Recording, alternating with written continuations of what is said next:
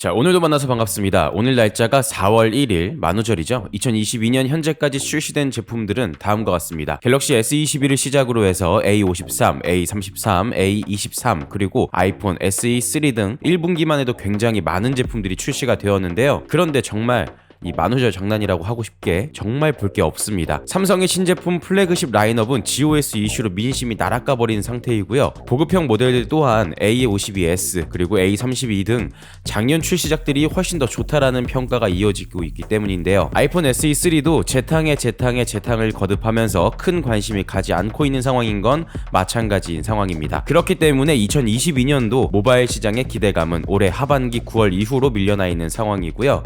알고 계시겠지만 아이폰 14를 비롯해서 애플의 플래그십 그리고 삼성의 새로운 폴더블 폰은 9월 이후에나 출시가 될 예정이기 때문입니다. 그래서 오늘은 2022년 하반기에 출시될 신제품에 대해서 한번 이야기를 해볼까 하는데요. 먼저 아이폰 14. 지난 영상에서 다뤘듯이 엄청나게 드라마틱한 변화는 일어나지 않을 걸로 보여지고 있습니다. 맥스 라인업이 추가된 점, 프로급에선 노치 대신에 알약 디자인 그리고 펀치홀 디스플레이 등 약간의 변화가 일어날 예정입니다. 자, 내부적으로는 A16 바이오닉 칩셋이나 카메라 성능 등을 기대해 볼 수 있을 것 같고요.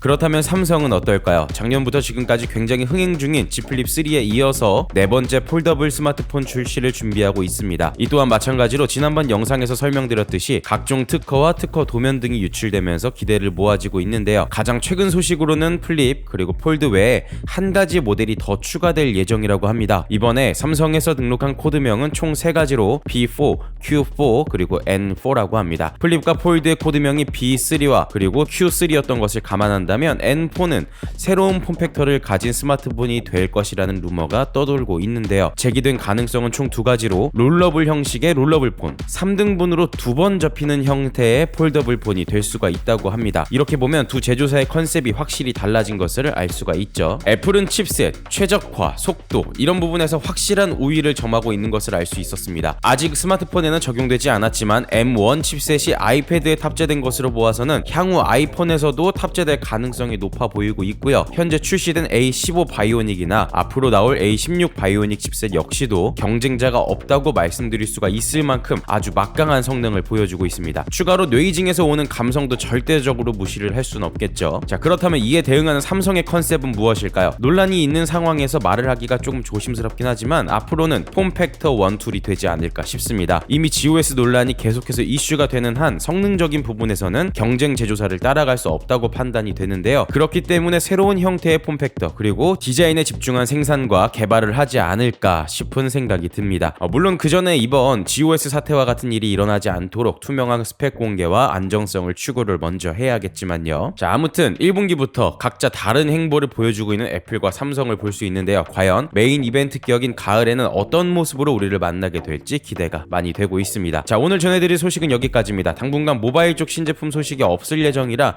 조금 심심할 것 같긴 하지만 저희가 최대한 많은 정보들 빠르게 정리해서 만나 뵙도록 하겠습니다. 오늘의 영상 시청해주셔서 감사드립니다.